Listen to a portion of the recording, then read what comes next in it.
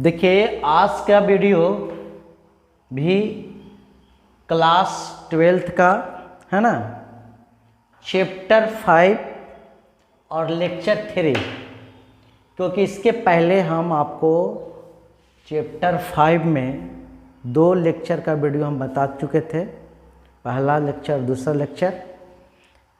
आज जो है चैप्टर 5 में लेक्चर 3 का जो वीडियो होगा, इसमें आज बताएंगे कि मेंडल जो है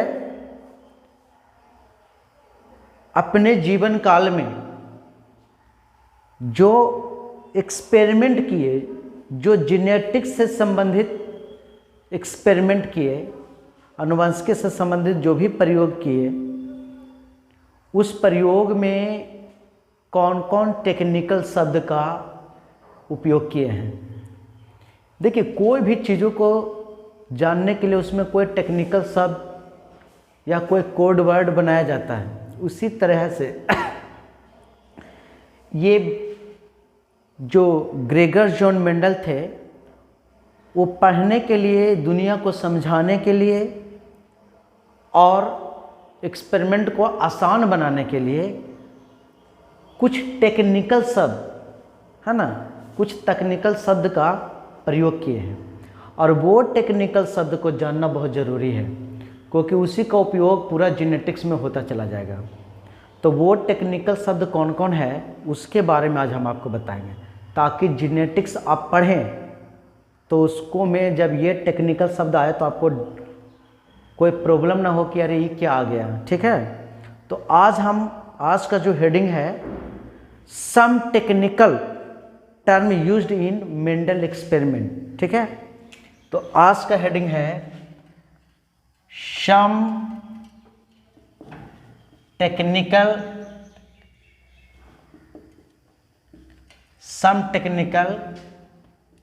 टर्म यूज्ड इन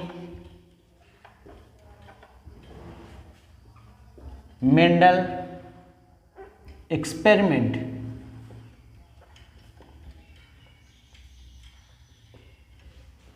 है ना, some technical term used in Mendel experiment, ये है आज का हेडिंग। ठीक है, समझिएगा ध्यान से। इसका हिंदी में लिख सकते हैं कि मेंडल के प्रयोग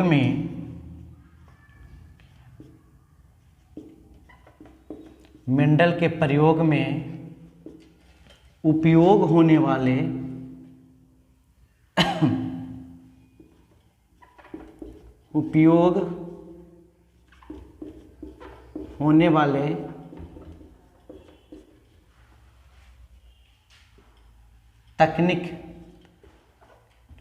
तकनीकी शब्द,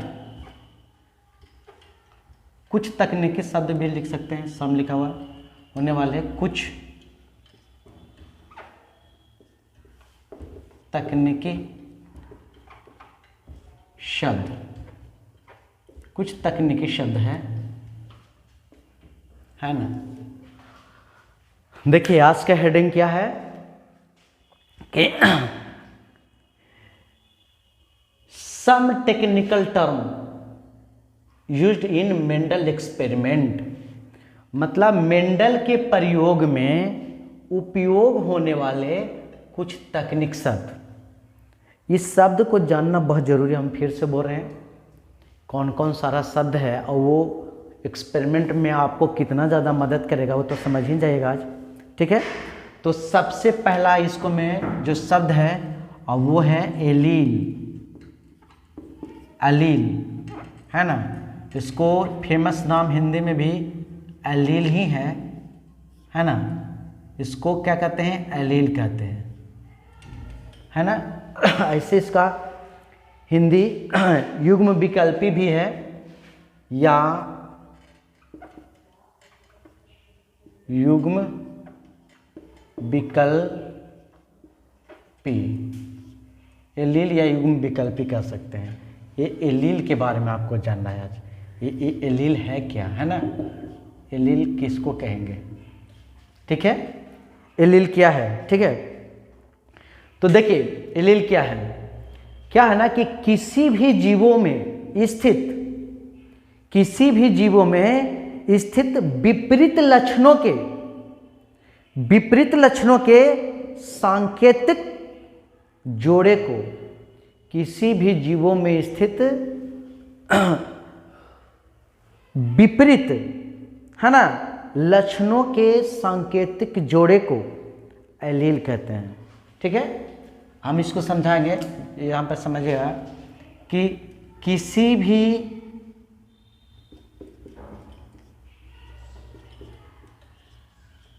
जीवों में स्थित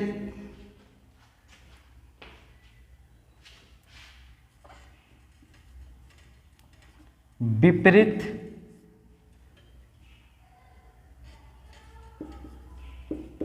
लक्षणों के सांकेतिक, किसी भी जीवों में स्थित विपरीत लक्षणों के सांकेतिक जोड़े को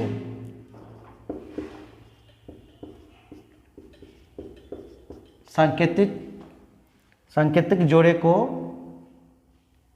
एलील हिंदी में कह सकते हैं, एलील कहते हैं।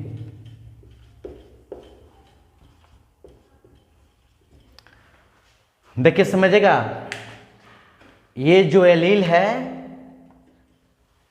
किसको कहेंगे, एलील कहेंगे किसको, तो किसी भी जीवों में, पेड़ पौधा हो या जंतु हो, कोई भी हो, क्योंकि मेंडल साहब तो पेड़ पौधे पर ही एक्सपेरिमेंट ज़्यादातर किए, खास करके मटर के पौधे, तो आप जानते हैं पैसम सटाबम जिसका वैज्ञानिक नाम है। तो कोई भी हो, किसी भी जीवों में स्थित विपरीत लक्षणों के सांकेतिक, है ना, सांकेतिक जोड़े को एलील कहते हैं। जैसे विपरीत लक्षण मतलब किसी जीवों में जो लक्षण है उसके विपरीत हो।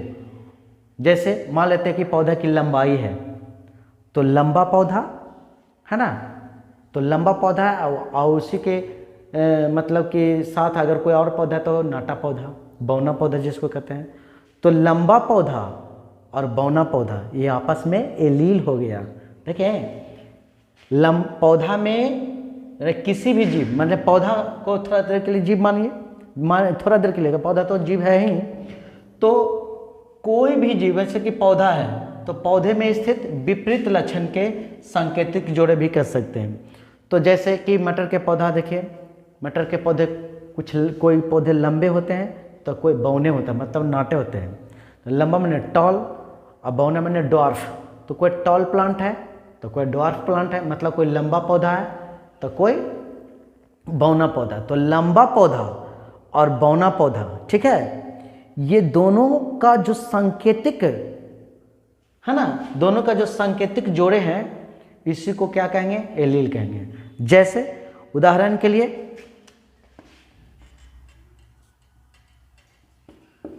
जैसे लंबा पौधा, है ना, तो लंबा पौधा के लिए सांकेतिक, तो लंबा पौधा को इंग्लिश में क्या कहेंगे, टॉल प्लांट। टॉल प्लांट, तो लंबा को टी से सूचित करेंगे। इसको जो सांकेतिक जोड़ा होगा, मतलब कि सांकेतिक जो इसका जीन होगा, इसको एलील, इसको लिखा जाएगा लंबा पौधे के लिए एलील कैपिटल टी, एक जोड़ा है, जोड़े के रूप में, है ना। उसके बाद है लंबा पौधा, उस सांकेतिक जोड़ा कह दिए। उसी तरह से है बौना पौधा, बौना पौधा यानी ड्वार्फ प्लांट। तो बौना पौधा के लिए डी लिखेंगे, जी नहीं, गलत हो जाएगा। यहाँ पर इसका लंबा पौधा टी से सूचित किए तो बौना जो है लंबाई को ही सूचित कर रहा है, इसलिए इसको टीटी, स्मॉल टीटी से सूचित करेंगे। ये देखिए, तो ये दोनों आपस में क्या हो गया, आपस में ये क्या हो गया, एलील हो गया जी। यानी लंबा पौधा का सांकेतिक चिन्ह और सांकेतिक एलील और बौना पौधा का, ये दोनों जो आपस में एक दूसरे से क्या है, एलील है, क्योंकि विपरीत गुण है। लंबा को उल्टा क्या हो गया है, बौना हो गया। इसी को सांकेतिक रूप में लिखेंगे तो इससे क्या कहेंगे, एलील कहेंगे। ठीक है, उसी तरह से बीज के एक और एग्जाम्पल में दे सकते हैं। ये पहला एग्जाम्पल हो गया। दूसरा एग्जाम्पल में दे सकते हैं, जैसे कि मटर के पौधे में कुछ बीज गोल होते हैं तो कुछ बीज झुर्रीदार होते हैं। झुर्रीदार का मतलब हल्का चपटा होता है, पूरा गोल नहीं होता है। ठीक है, तो भले पूरा गोल नहीं हो, लेकिन वो गोल जो चपटा भी है वो गोल चीज़ को ही सूचित करता है। जैसे देखिए लंबा पौधा है, तो लंबा पौधा है तो जैसे कोई लंबा है, ठीक है। अब बौना भी तो लंबाई को ही सूचित कर रहा है। कोई के देखे हैं बोलते हुए कि ये 4 फीट बौना है, जी नहीं, ये अगर बौना भी है तो उसको कहा जाता है कि 4 फीट लंबा है। तो 4 फीट लंबा है इसलिए बौना है, लेकिन लंबाई को तो सूचित करना ही पड़ता है। ऐसा तो नहीं है कि कोई नापे किसी को छोटा है 3 फीट का है या 4 फीट का है तो ये 4 फीट या 3 फीट बौना है, ऐसा नहीं है। क्योंकि उसके रिस्पेक्ट में कोई और भी बौना है तो वो तो उससे वो लंबा हो गया। इसलिए लंबा पौधा और बौना पौधा, तो लंबा पौधा के रिस्पेक्ट में ये लंबाई को ही लेकर के क्या किया गया, टीटी लिखा गया।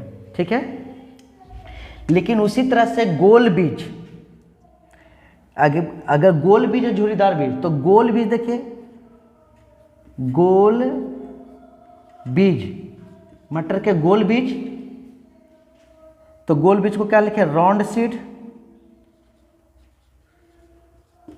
Round seed. राउंड सीड के लिए RR है ना, RR लिखेंगे सांकेतिक एलील। और गोल बीज का उल्टा क्या हो गया, देख रहे हैं इसको लिखा हुआ, क्या लिखा हुआ, विपरीत लक्षण। तो पहला में तो विपरीत लक्षण देख रहे हैं, लंबा और बौना आपस में विपरीत लक्षण, एगो लंबा है तो एगो बौना है तो विपरीत लक्षण है। तो ये दोनों का सांकेतिक ये कैपिटल टीटी और स्मॉल टीटी एलील हो गया, आपस में विपरीत है। गोल बीज का हो जाएगा झुर्रीदार बीज। झुर्रीदार में थोड़ा चपटा रहेगा, झुर्रीदार बीज है ना, झुर्रीदार बीज, झुर्रीदार बीज। इसको हम लोग बोलते हैं रिंकलेड, इंग्लिश में बोलते हैं रिंकलेड सीड, W से शुरू होता है, रिंकलेड सीड। तो इसको हम लोग क्या करेंगे, स्मॉल RR से, ना कि W से नहीं, स्मॉल RR से, क्योंकि R गोल है तो झुर्रीदार भी गोल का ही एक छोटा सा रूप है, गोल का ही रूप है। तो इसलिए क्या हो गया, ये भी क्या हो गया, आपस में कैपिटल RR स्मॉल R, ये एलील हो गया। लेकिन कैसा, विपरीत है ना। देखिए यहाँ पे क्या लिखे थे, विपरीत लक्षण। तो देखिए आपस में विपरीत लक्षण, यहाँ पे ये देख रहे हैं आपस में ये दोनों विपरीत लक्षण है और आपस में ये दोनों विपरीत लक्षण है ना। लंबा पौधा बौना पौधा, ये आपस में विपरीत लक्षण दिखा रहा है, इसको संकेतक रूप में इसको एलील कहेंगे। यहाँ पे गोल बीज और झुर्रीदार बीज यानी रिंकलेड, इसको में भी विपरीत लक्षण है। तो ये दो गो आपको एग्जाम्पल दिया, बहुत सारा एग्जाम्पल हो सकता है। आप गोरा काला भी एलील ले सकते हैं, है ना। मतलब एक दूसरे के विपरीत, अच्छा बुरा, ये भी आपस में एक एलील हो गया। मतलब जो चीज़ है उसके विपरीत गुणों को क्या कहेंगे, एलील कहेंगे। ठेठ भाषा में समझिए, किसी भी जीवों में स्थित जो गुण दिखाई देता है उसके विपरीत गुण को हम लोग क्या कहेंगे, एलील कहेंगे। यहाँ पे देखिए एक गुण लंबा है तो उसका उल्टा गुण क्या हो गया, विपरीत गुण बौना, तो ये आपस में एलील हो गया। संकेत में कैपिटल टीटी और स्मॉल टीटी कहेंगे। और गोल बीज, तो गोल बीज है, इसका विपरीत क्या होगा, झुर्रीदार बीज, हल्का चपटा, पूरा गोल नहीं, तो क्या हो गया RR या स्मॉल, तो ये आपस में क्या हो गया जी, ये भी हो गया एलील। तो बहुत सारे एलील हो सकते हैं ये नहीं कि खाली इसी में, लेकिन आपको मेंडल साहब इसके बारे में बताएं इसलिए इसको ले। तो एलील आप लोग समझ गए है ना, इसको उतारिए और उसके बाद हम इसको मिटाते हैं, है ना।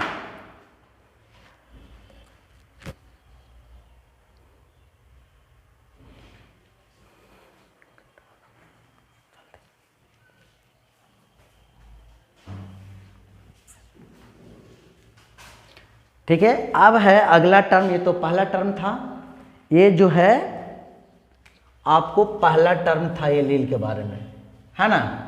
अब जो है अगला हम बता रहे हैं है डोमिनेंट कैरेक्टर और रिसेसिव कैरेक्टर क्या होता है। एलील तो आप लोग समझ गए होंगे, उम्मीद कर रहे हैं आप लोग समझ रहे होंगे। एक ही बात जानिए, किसी भी जीवों में विपरीत लक्षणों के जोड़े को, ऐसे भी कह सकते हैं, विपरीत लक्षणों के जोड़े को सांकेतिक रूप को भी आप उसको जोड़ा को संकेत में देखते हैं, कैपिटल टेटी स्मॉल टेटी ये सब संकेत रूप में लिखे हैं। तो किसी भी जीवों में स्थित विपरीत लक्षणों के जोड़े के सांकेतिक रूप को क्या कहेंगे, एलील कहेंगे। ठीक है, अब देखिए हम इसको मिटाते हैं। अब अगला है, अगला जो टर्म है वो देखिए,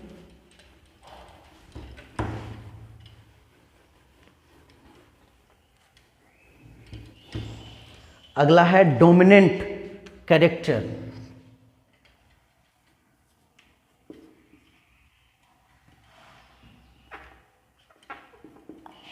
डोमिनेंट कैरेक्टर्स, ये देखिए एक नया टर्म ये आया, ये सब यूज होगा। ये सब allele, dominant character, recessive character, आगे जो भी बताएंगे ये सब, इस सब का उपयोग होगा। तो डोमिनेंट कैरेक्टर को हम लोग कहेंगे प्रभावी गुण या प्रभावी लक्षण, प्रभावी लक्षण, है ना। ये देखिए प्रभावी लक्षण क्या है या प्रभावी गुण भी लिख सकते हैं, प्रभावी लक्षण या गुण दोनों लिख सकते हैं, की बात है ना। प्रभावी लक्षण या प्रभावी गुण क्या है, तो देखिए क्या है ना कि संकरण के बाद पहली पीढ़ी में विपरीत गुणों के जोड़े, संकरण के बाद पहली पीढ़ी में विपरीत गुणों के जोड़े में दिखाई पड़ने वाला, है ना, लक्षणों को डोमिनेंट कैरेक्टर कहते हैं। पहले इसको समझिए, अब बढ़िया समझा रहे हैं। लिखिएगा कि संकरण के बाद, संकरण मतलब हाइब्रिडाइजेशन, हाइब्रिडाइजेशन, संकरण हाइब्रिडाइजेशन के बाद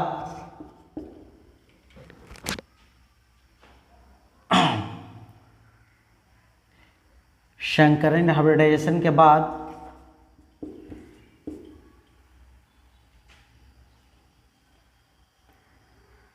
पहली पीढ़ी में, पहली पीढ़ी को F1 जनरेशन कहते हैं, शॉर्ट में F1 खाली लिख सकते हैं। पहली पीढ़ी यानी F1 में विपरीत, F1 में पहली पीढ़ी में विपरीत लक्षणों के जोड़े में दिखाई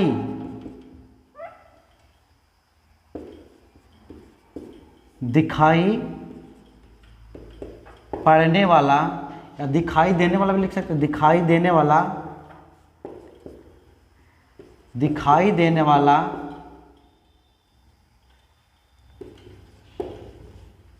लक्षणों को, दिखाई देने वाला लक्षणों को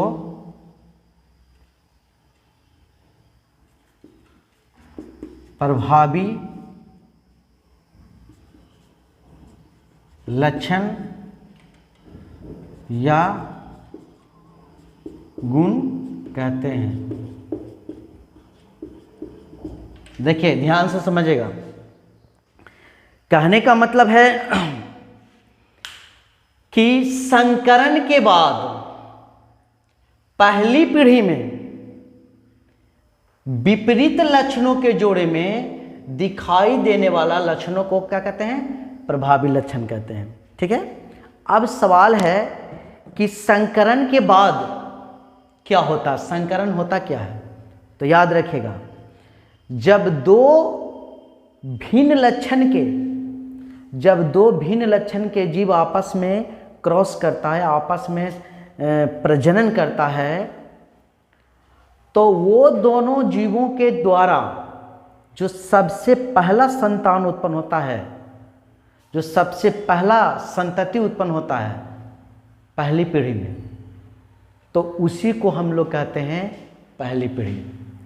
यानी कहने का मतलब है कि जितने भी जो भी जनक है, वो जनक द्वारा जितने भी संतति उत्पन्न होंगे, समझ गया ना, तो वो जितने भी संतति उत्पन्न करता है अपने जीवन काल में, तो वो जो जितने संतति उत्पन्न हुए वो पहला वो जो है पहली पीढ़ी कहलाए। जिससे वो हाइब्रिड, जैसे देखिए ध्यान से, थोड़ा देर के लिए हम इसको मिटाते हैं, आप समझिएगा, ऊपर से समझाना पड़ेगा। जैसे कहने का मतलब है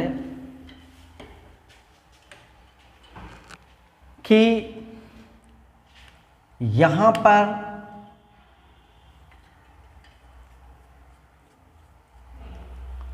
पे कोई पौधा है, सपोज कीजिए मटर का ही पौधा है या कोई भी है, यहाँ पर कोई पौधा है, ठीक है, और यहाँ पर एक पौधा है,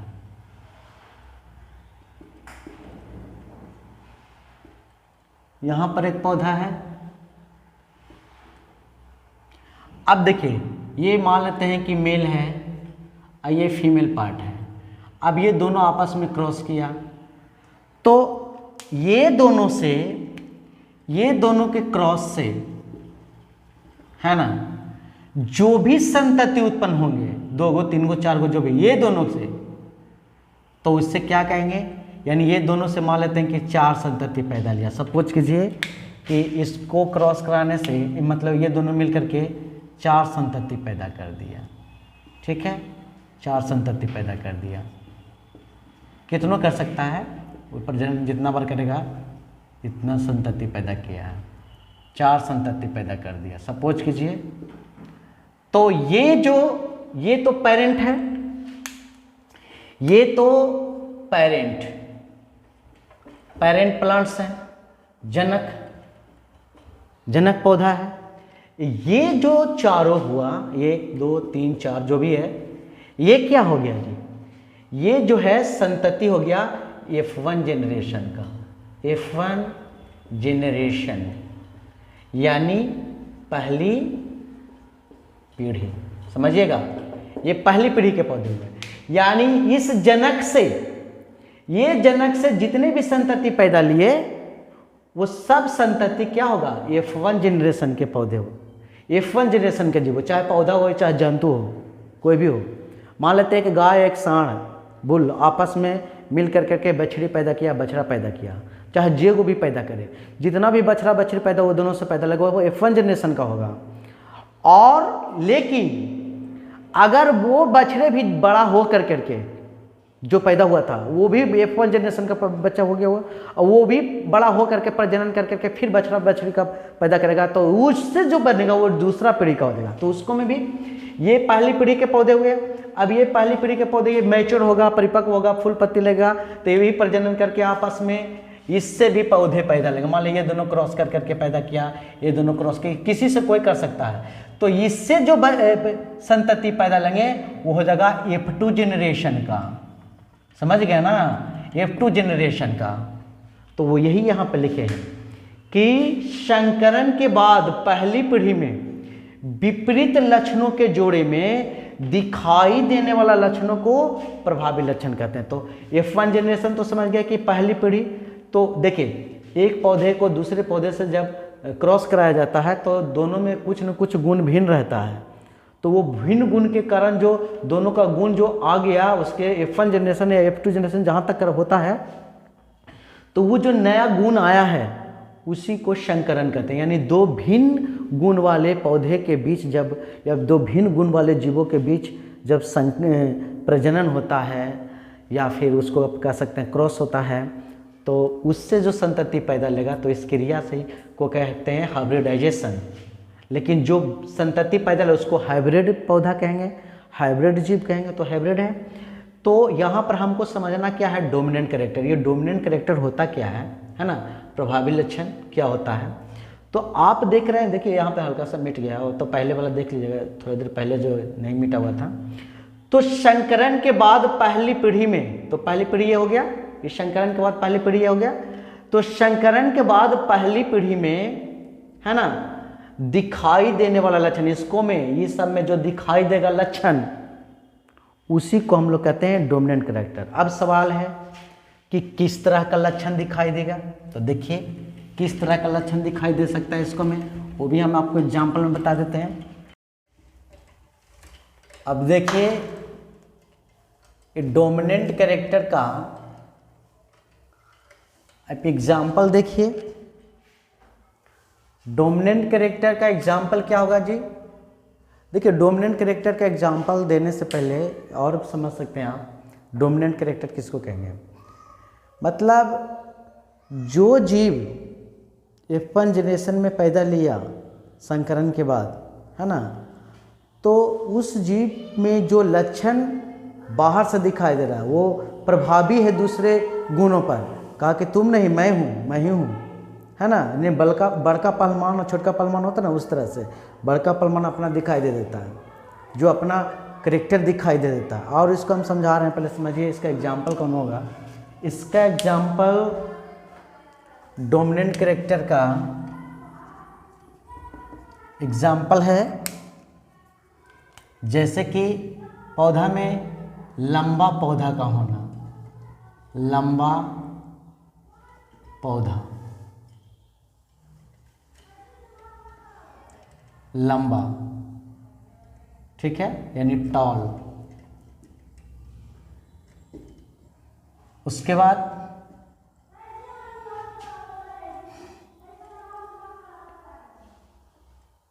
लंबा तो हो गया। उसके बाद देखिए गोल बीज, है ना। तो ये सब जो है बहुत सारे कैरेक्टर्स हैं, 7 अपोजिट कैरेक्टर हैं मटर के पौधे में, लेकिन इसको में देखिए लंबा पौधा और गोल बीज, है ना। तो ये जो लंबा पौधा है ये जो है गोल बीज पर, लंबा पौधा जो है वो बौने पौधे पर, है ना, लंबा पौधा जो है बौने पौधे पर प्रभावी है, इसलिए लंबा क्या हुआ, प्रभावी गुण हो गया। एक किसको पर प्रभावी है, बौना पर। तो लंबा बौना पर प्रभावी है, तो ये जो बौना है वो अप्रभावी हो गया। लेकिन यहां पर क्या लिख रहा है, प्रभावी लक्षण बता रहे हैं, तो प्रभावी गुण कौन हो गया, लंबा। उसी तरह से गोल बीज प्रभावी गुण है, लेकिन इसका अप्रभावी गुण कौन हो गया, झुर्रीदार बीज, है ना। उसी तरह से मटर के पौधे में देखिए, मटर के पौधे का जो पुष्प है वो क्या है, बैगनी रंग, प्रभावी गुण है। और एक होता है उजला भी, श्वेत, तो वह प्रभावी गुण हो गया। तो इस तरह से, है ना। अब देखिए प्रभावी गुण और कैसे समझ सकते हैं। आप लोग स्कूल आवर जब स्कूल पढ़ने जाते होंगे तो प्रे होता होगा, प्रार्थना। तो देखिएगा कि छोटे छोटे बच्चे को सबसे आगे खड़े किया जाता है, अब बड़े बड़े बच्चे को उसके पीछे। क्यों ऐसा करते हैं टीचर लोग? इसलिए करते हैं कि छोटा बच्चा अप्रभावी है अभी उतना में, पूरे स्कूल में सबसे ज़्यादा प्रभावी कौन है, बड़ा बच्चा, ज़्यादा बदमाशी या ज़्यादा एक्टिव वही है। तो छोटे बच्चे को अगर पीछे वाला लाइन में खड़ी कर दिया जाए, है ना, और आगे बड़े बच्चे को खड़ी कर दिया जाए, एकदम आगे से देखिए, जितने छोटे छोटे बच्चे को उल्टा कर दिया जाए अगर स्कूल में, कि छोटे छोटे बच्चे को पीछे और उसी के जस्ट आगे आगे रो में बड़े बच्चे को, जैसे जितना बड़ा है जो सबको आगे, और आगे से देखिए तो क्या पता चला, छोटा बच्चा दिखाई नहीं देगा बेचारा, इसका मतलब ये नहीं कि छोटा बच्चा है नहीं है, लेकिन प्रभाव कौन दिखाए हुए है? बड़ा बच्चा। अगर बड़ा बच्चा को पीछे भी कर दिया जाए और छोटा बच्चा को आगे तो पर भी बड़ा बच्चा दिखाई देगा। यानी कहने का मतलब है हर हाल में जो अपना प्रभाव दिखा रहा है विपरीत जो गुण में, वहाँ पर देखिए स्कूल में कौन है? छोटा बच्चा और बड़ा बच्चा दोनों विपरीत गुण है एक दूसरे का। फिर भी बड़ा बच्चा के आगे खड़ी कर दीजिए चाहे पीछे खड़ी कर दीजिए, बड़ा बच्चा दिखाई देगा ही, तो उसी को कहते हैं प्रभावी गुण। तो यहाँ पर लंबा, पौधे का लंबा होना प्रभावी गुण हो गया, पौधे में बीज का गोल होना प्रभावी हो गया। तो लंबा यानी टॉल, और गोल, गोल मतलब बीज का गोल होना, ये क्या हो गया? गोल को तो आप जानते हैं राउंड है इसका, है ना? राउंड तो लिखे की जरूरत क्या है? राउंड सीड, है ना? तो लंबा पौधा या गोल बीज, ये सब जो गुण है वो प्रभावी गुण है। ठीक है, तो ये था प्रभावी गुण। अब इसी का एक उल्टा गुण है पढ़ना है, रिसेसिव करेक्टर, है ना? ये प्रभावी गुण था ना, अब ये पढ़ना है अप्रभावी गुण। तीसरा है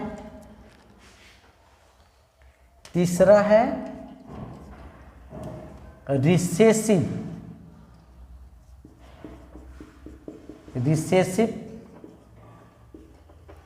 कैरेक्टर्स, यानी अप्रभावी गुण या लक्षण, जो भी है लिख सकते हैं। अप्रभावी गुण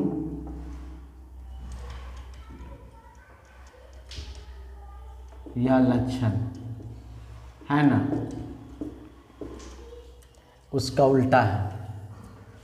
तो इसके पहले वाला देखिए, अभी नहीं मिटाया नहीं इसको। इसके पहले वाला में क्या है? इसको में थोड़ा सा चेंज होगा। इसके पहले वाला में क्या लिखे थे? संकरण यानी हाइब्रिडाइजेशन के बाद पहली पीढ़ी में विपरीत लक्षणों के जोड़े में दिखाई पड़ने वाला लक्षण को कहे थे ना प्रभावी गुण। अब इसको में है कि इसको में थोड़ा चेंज कर देंगे, यानी संकरण के बाद पहली पीढ़ी में विपरीत लक्षणों के जोड़े में मौजूद रहते हुए भी, मतलब है वो मौजूद रहते हुए भी जो लक्षण दिखाई न दे, उसे क्या कहते हैं? अप्रभावी लक्षण कहते हैं।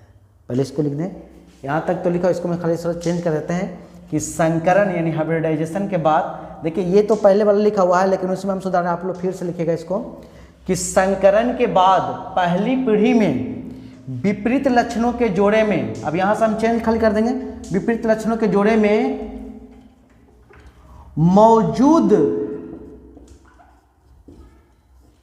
रहते हुए भी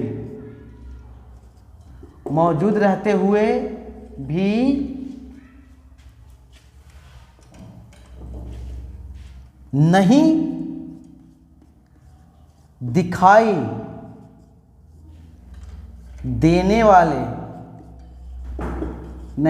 देने वाले लक्षण को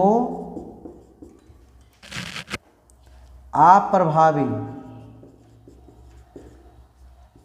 लक्षण कहते हैं।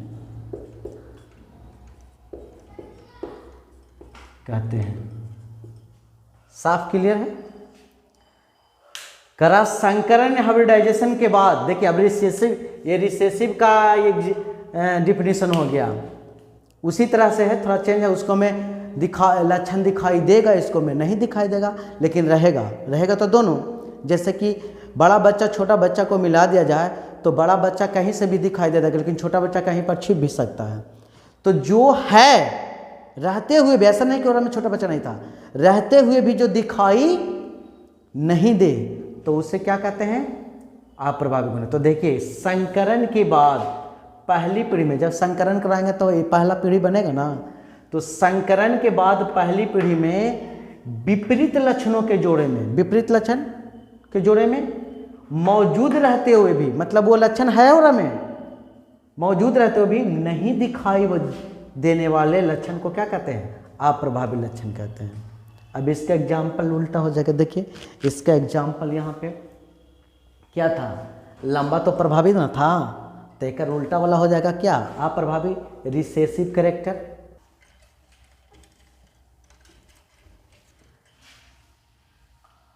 एग्जाम्पल, लंबा का उल्टा इसको में हो जाएगा, जैसे कि बौना यानी ड्वार्फ, है ना। उसके बाद एक और उसको मैं कि एग्जाम्पल दिए थे, अभी हम एग्जाम्पल आपको दिए थे,